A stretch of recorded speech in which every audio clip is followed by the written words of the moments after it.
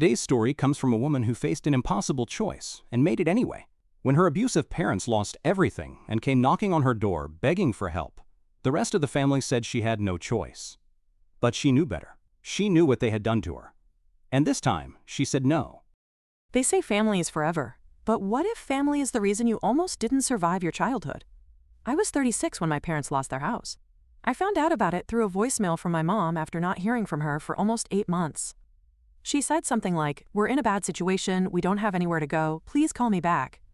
It didn't sound panicked, it sounded practiced, like she had gone over it in her head 10 times before she hit send. I stared at the phone for maybe a full minute, just holding it like I didn't know what it was, and then I deleted the message. I didn't call back. And I didn't feel guilty. Not yet, anyway. A few days later, my brother called. Now for context, my brother and I aren't close. We talk maybe twice a year. His family is still tangled up with our parents. They go to the same church, do holidays together, all that. And he was clearly calling on her behalf. He said, "Mom and Dad need a place to stay. It's not forever, just until they get back on their feet." I said no before he even finished the sentence. He was quiet for a second, then said, "Come on, it's Mom and Dad. They're not perfect, but they're your parents." I said, "I know exactly who they are, and that's why I'm saying no." Then he got cold real fast, said, "You think you're better than everyone, just because you live in a nice apartment and see a therapist now?" And I said, "Actually, yes, because I had to fix myself after what they did to me. I had to learn to function like a person, while you all pretended it was normal to get screamed at for existing." He hung up on me. That was fine. I expected that anyway. I guess I should explain a little. I grew up in southern Indiana, 2-bedroom house, 4 people, and not once did I ever feel like I belonged in it. My mom was the controlling kind. Every outfit, every grade, every bite of food had to be approved or criticized. There was no in between. She didn't hit, but she knew how to make you hate yourself with a single sentence.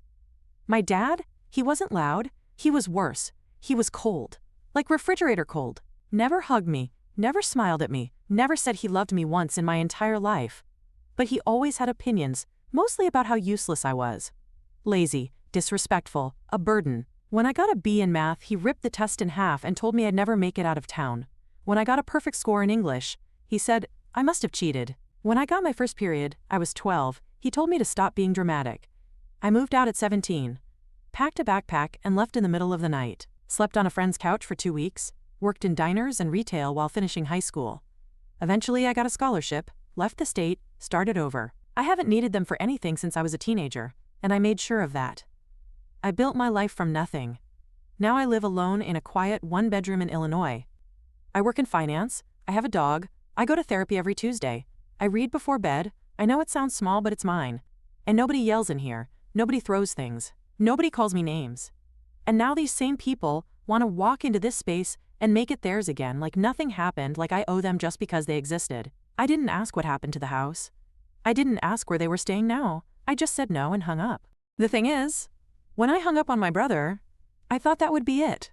I thought they'd take the hint, figure something else out, disappear like they had most of my life. But no, 2 days later, my mom showed up at my front door. I was in leggings, no makeup, just got home from work, and there she was, standing outside my apartment building like she belonged there.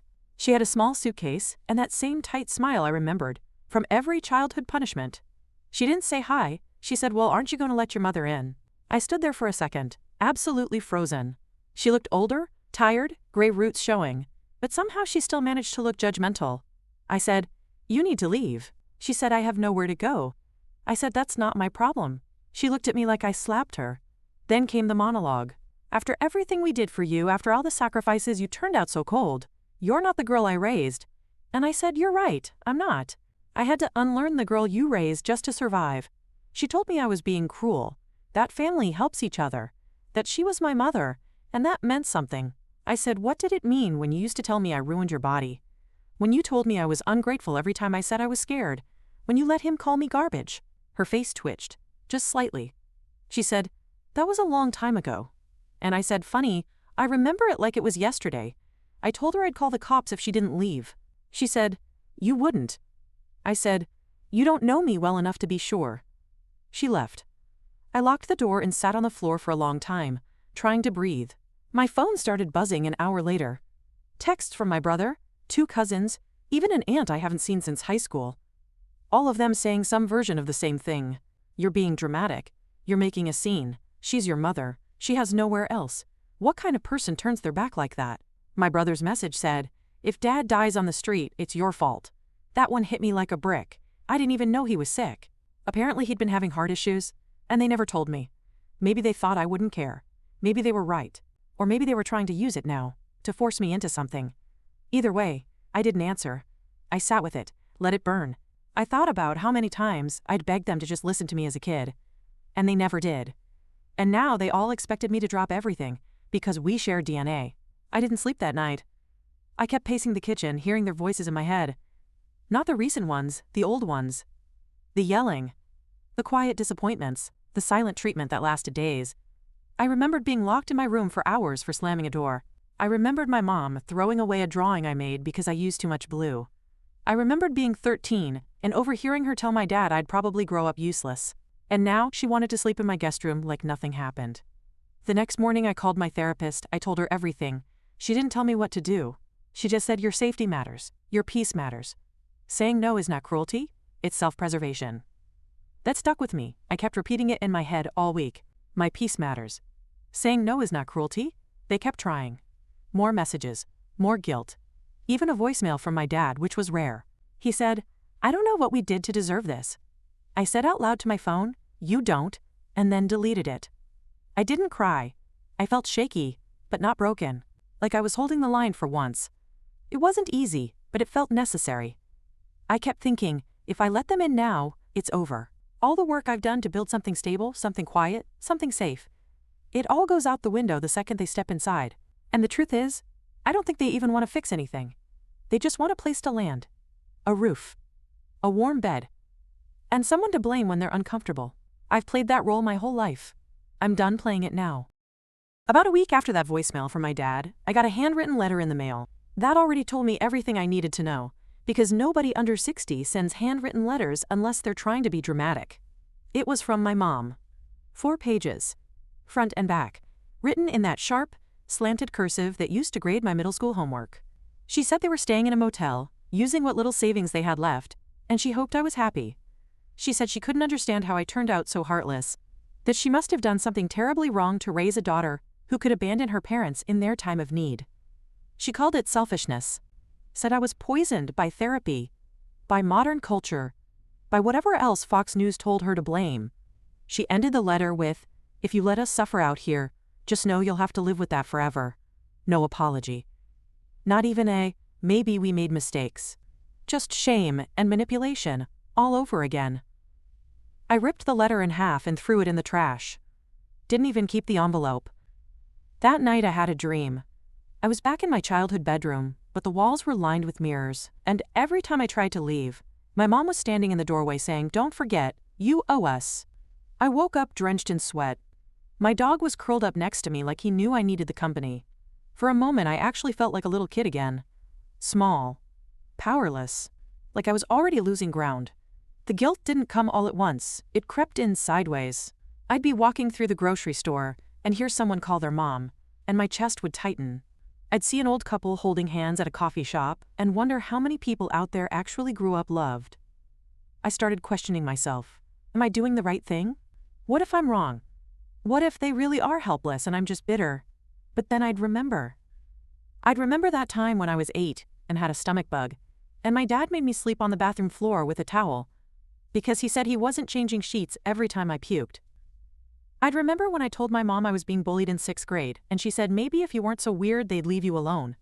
I'd remember Christmas mornings where my presents were taken away because I rolled my eyes. None of this was about one mistake. This was about a pattern. A system. A whole damn childhood built around making sure I never felt safe, or enough, or even real. And now that I was finally out of it, they wanted back in. My therapist said something that stuck with me. She said when someone hurts you for years, and then suddenly needs you, it's not wrong to say no. It's not revenge. It's not cruelty. It's boundaries. That word became everything to me. Boundaries. I started repeating it in my head every time another text popped up. Every time my brother sent some passive-aggressive meme or quote about family and forgiveness. Every time an aunt sent a prayer hands emoji, like I was the one who lost my mind. Boundaries. I'm allowed to have them, I'm allowed to keep them, and I'm allowed to feel everything that comes with it. Because yeah, it hurt. Even after everything, it still hurt. To feel like the villain. To be the one who said no. To be the one they talk about in hushed tones. But I'd rather be alone in peace than surrounded in shame. I stopped replying to messages altogether. I blocked my brother's number. I archived the family group chat. I turned off notifications. I started cooking more, reading more, going for longer walks with my dog. I started reclaiming the silence. At one point I got a text from a cousin I actually liked. Someone who used to sneak me cookies at reunions. She said, "Hey, just wanted to say I get it. I don't blame you." I didn't respond, but I smiled. Because someone saw it. Someone didn't buy the script. A few days later, I heard from a neighbor that my parents were staying with some relative an hour outside the city. Still complaining, still playing the victims, still blaming me.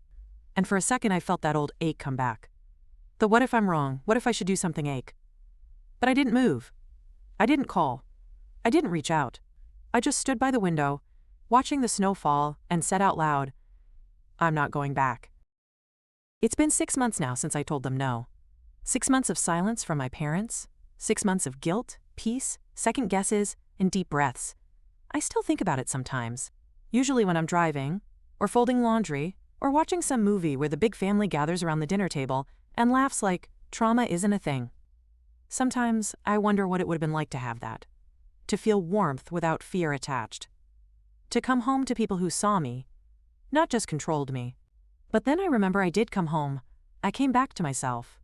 To this small apartment, to my dog, to the shelves I picked out, to the curtains I hung myself, to the books I actually want to read. I came home, and they don't get to follow me here. My brother hasn't reached out again. The group chat stayed quiet. One aunt unfollowed me on everything. Another left a voicemail, saying God sees what I'm doing. Maybe he does. And maybe for once he's on my side. A few people have told me I'm brave. That they wish they could do what I did. That they feel stuck with toxic family and don't know how to break free. And I always say the same thing. It's not easy. It's not pretty. It doesn't feel like a movie moment. It feels like ripping your own skin off and hoping what grows back will finally belong to you. But it's worth it. Not because cutting people out is fun, or powerful, or dramatic, but because there's a difference between forgiveness and access. I've forgiven my parents in a way. I don't wish them harm. I hope they find some version of peace. But that doesn't mean they get to come back into my life and pretend it was all fine. Forgiveness is internal. Boundaries are external. And I get to decide both. People talk about family like it's a contract you can't break. But I didn't sign anything. I was born into it. That doesn't mean I owe it my sanity. The hardest part isn't the silence. It's the doubt, the little voice that creeps in at night and says maybe you're being too harsh. Maybe you should be the bigger person. Maybe you'll regret this someday. But then I think about the little girl I used to be, the one who tiptoed around the house, who cried in the shower so no one would hear, who sat in classrooms with her stomach in knots because she didn't know what mood her parents would be in when she got home. That little girl deserves someone to protect her. And now she has me. Maybe that's cheesy. Maybe that sounds like therapy talk. But it's true. I'm the adult now. I get to build the life. I get to say who stays and who doesn't. And if that makes me selfish in someone else's story, so be it. I'd rather be selfish than shattered. I'd rather be safe than sentimental.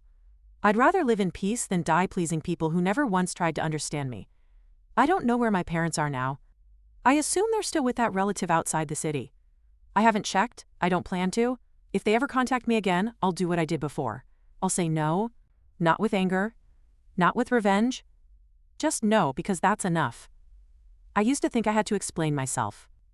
That if I could just make people understand how bad it was, they'd finally get why I walked away. But I don't need their understanding. I need my life. And I have it now. Some nights are still hard. Some mornings I wake up and feel heavy. But I also sleep better than I ever have. I breathe easier. I laugh more. I trust myself more. I take up space without apology. And that, to me, is everything. They say blood is thicker than water. But I've learned that blood can drown you just the same. I chose myself. And I'd choose me again. Every time. So maybe I'm not heartless. Maybe I'm finally free. What would you have done? She chose peace. She chose herself. and she never looked back. But what would you have done? Would you open your door to the people who broke you? Or is walking away sometimes the only way to survive? Let us know in the comments. And don't forget to like, subscribe, and come back for more real stories every day.